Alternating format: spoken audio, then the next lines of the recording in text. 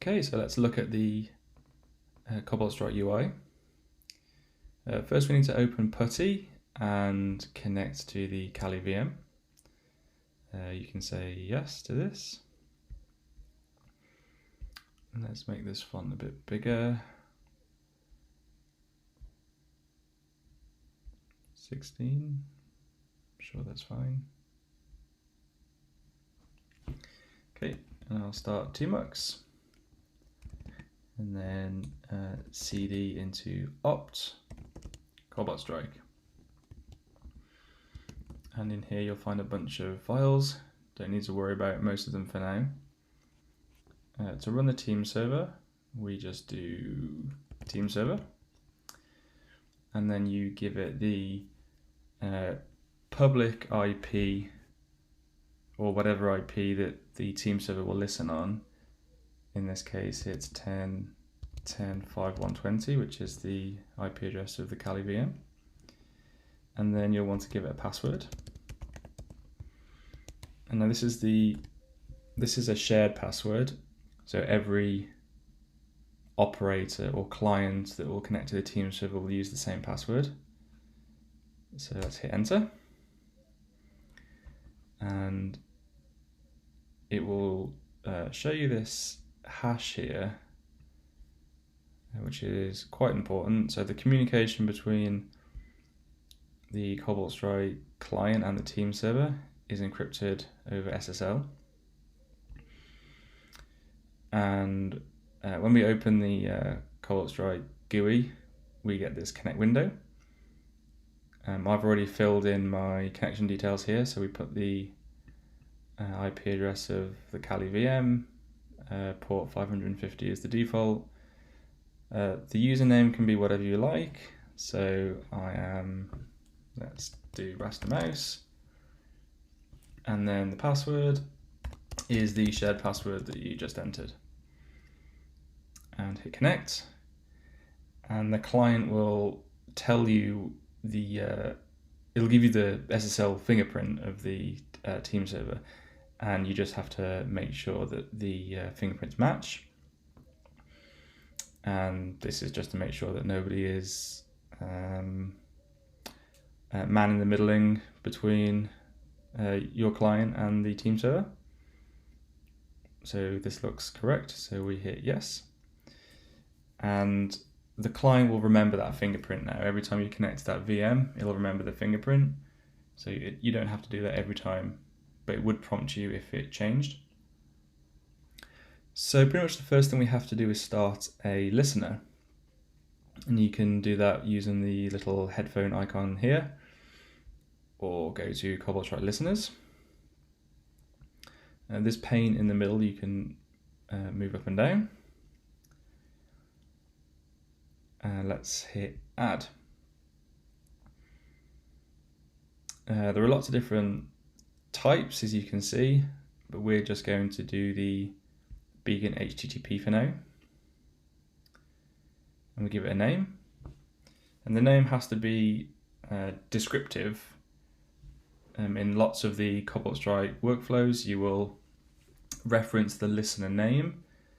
So the name you have to be able to recognize what the listener is from the name. So what I generally tend to do is give it like the protocol and then maybe the port or something like that, but it's really up to you. In HTTP hosts, we hit add, and we're just going to have one callback host for now, which is Kali VM, and everything else we can leave as default. And hit save. Okay, and now the team server is listening on port 80. Now, if you want to, if this isn't what you wanted and you want to change it, you can highlight it here and edit it or remove it. The next thing we want to do is to generate a payload. So we can go to attacks, packages, and we'll do Windows executable stageless. And every payload is tied to a listener, because really it just when you generate a payload, it needs to know which listener it's going to try and communicate with. So we choose our HTTP listener, and then in the output, I'm just going to keep it as Windows executable and 64-bit. Generate. And we can save this in C, payloads, overwrite this one I've already got, beacon HTTP. Okay. And to run that, we can just do C, payloads, beacon HTTP. And then we see the beacon has appeared, which is very nice. And maybe the first thing you'll see is this last column here. And the way the beacons work is that they will communicate out to the team server and check to see if it's got any jobs or commands it needs to execute. And then it will sleep for a predetermined amount of time. By default, they will sleep for 1 minute. To interact with the beacon, we right-click it and say interact. And what I'm quickly going to do is just change the sleep time with the sleep command, and we'll set it to 5 seconds.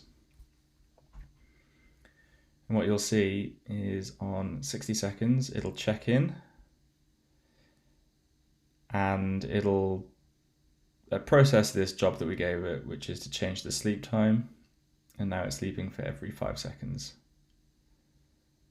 So whilst the beacon is sleeping, you can't interact with it in any way. It's not going to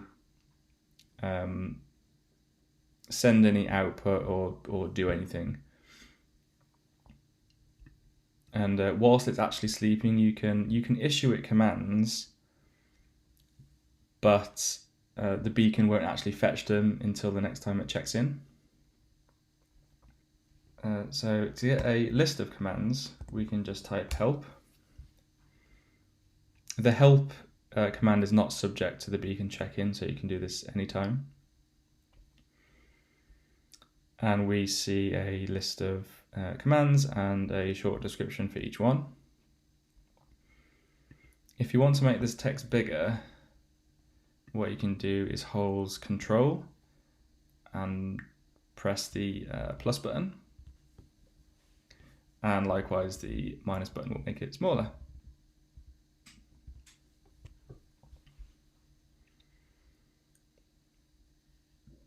For any of these commands, we can get more details. So we could say like help upload. And it will generally give us a use and a description. If we do something like help inject, you can see that some arguments are wrapped in the square brackets, whilst others are in the pointy brackets. These in the square brackets are mandatory, and these are optional. If you don't specify an optional argument, it will pick a default. And I think in this case, the default is x86, which is something you generally don't want. So just be mindful that just because something is optional doesn't mean you don't want to fill it in. So let's interact with this beacon a bit more. Let's say get UID, which is a bit like who am I? And you can see there that the beacon remained tasked until it checked in. And then when it checks in, it downloads the job, it executes it, and then it sends the results back. So we're administrator on the Windows dev machine.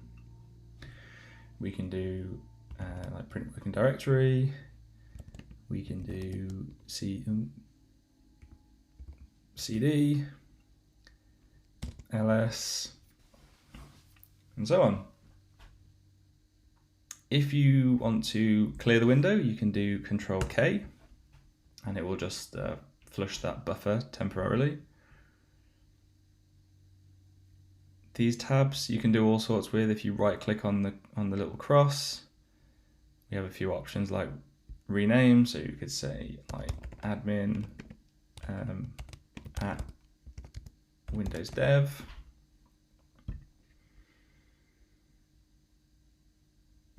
Of course, if you close a tab and then open it, like everything kind of resets to default. So the font size resets to default, the tab name resets to default.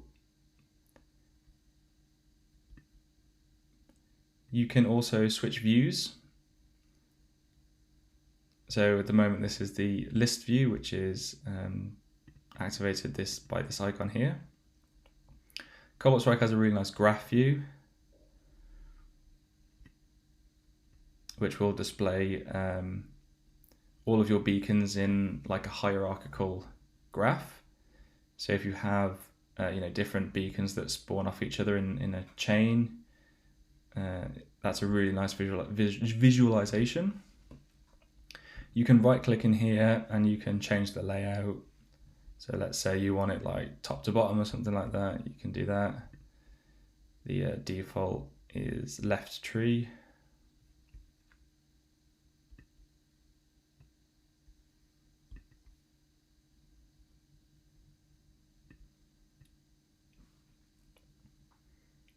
Another useful feature is the send to bottom. So we can say, if we're like working on our beacons here and we have a web log that we want to keep an eye on, you can see that this event log is highlighted in blue, which means that it has events in there that we haven't read yet. If we click into it, the initial beacon was the event that we hadn't read. And if we go back, it's no longer blue. But if you want to keep an eye on the content of something whilst you're working in the beacon, you can right click and say send to bottom.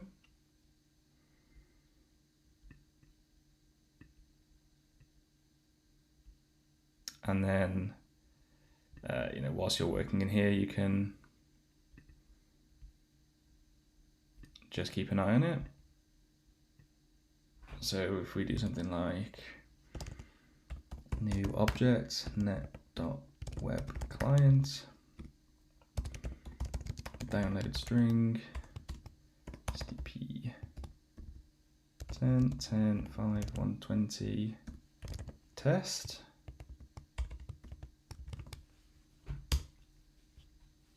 uh, 404 not found, surprise surprise, but you can see the output appears here whilst you're working on this. So it can be pretty flexible depending on your style and that kind of thing. If you want to exit a beacon, you can just type exit. Alternatively, you can right click and go session and exit.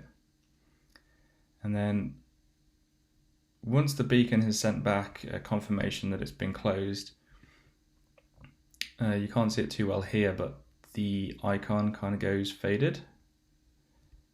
You can see there it's a little bit faded, but they will stay here until you go to session remove, and then they will disappear. You can also, let's spawn this again.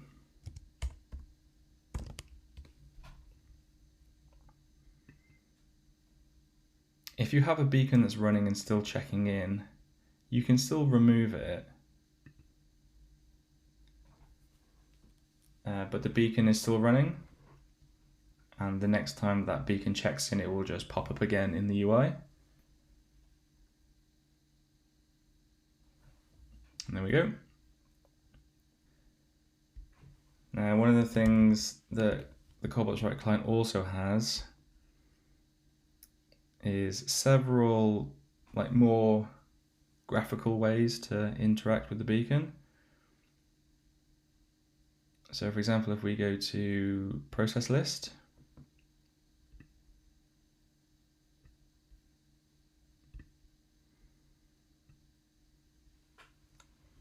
and nothing will happen until the beacon checks in.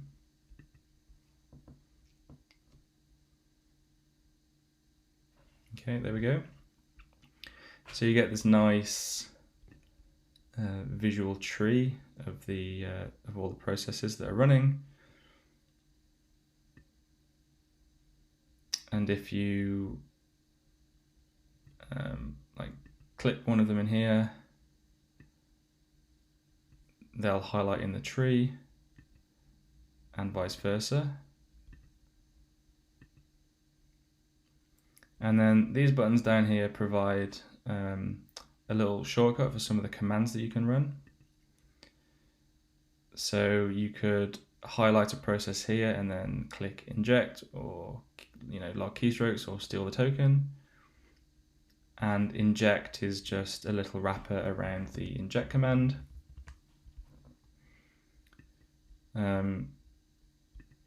So if you click inject here, you choose a payload, and then you click like choose, and it will inject a beacon payload for that listener into this process. And that can be easier depending depending on your style. Instead of doing like PS and then finding the process, and this is nice because you can click these and sort by like name or user, so on, and then having to find the PID and then saying like inject, I don't know, whatever, 1, 2, 3, 4, and then the architecture, and then the listener. Now these do autocomplete, so you can hit H and then tab, and it will autocomplete the listeners for you. But there you go, a couple of different ways to interact with the beacons. There's no right or wrong way. It's up to you and your style and whatever you prefer. So I encourage you to go ahead and try and get familiar with the UI, play around with it, see what you like and what you don't like, and get a good feel for it. And that's the end of this video.